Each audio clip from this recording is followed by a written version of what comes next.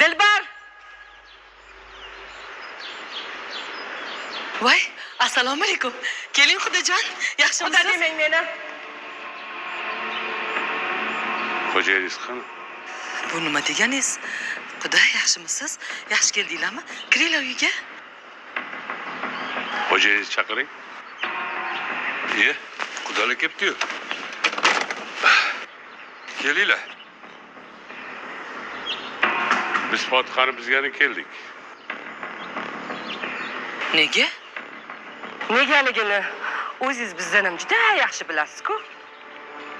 So'rab nima qilasiz? Xudo, shoshilinch qaror qabul qilmang. Oldin o'tirib gaplashaylik. Biz hamma gapni gaplashib bo'ldik. Gaplashadigan gap o'zi qolmadi. Nimaga bunaqa qilyapsizlar? Biz ham ne orzu-havaslar bilan qiz uzatmoqchimiz. Tarbiyasiz qizingizni, klubdan beri kelmaydigan qizingizni bizga aldab uzatmoqchi bo'ldingizmi? Nima?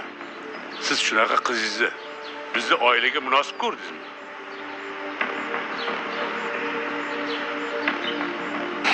Yolg'on. Qo'shnilardan surishtirdik. Qizingizni bittada tanishdi. Avval qaysi mahallada yashaganinglarni esdan chiqarib qo'yibsizlar-da? Endi eski mahallamizning g'iybatchilarida qo'shnilar har zamon gapiraveradi.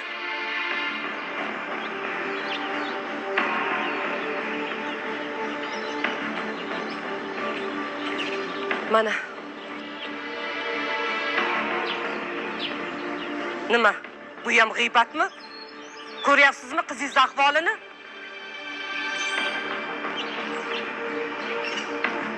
Istasangiz, qizingizni tungi klubda yuradigan dugonasi bilan ham gaplashdim. Eski mahallangizdagi xotin bilan ham gaplashdim. Hammasi bilan yuzlashtiramiz, xohlasanglar. Xullas, hech qanaqa to'y bo'lmaydi. Siz qizingiz qo'y terisini yopingan bo'ri ekan.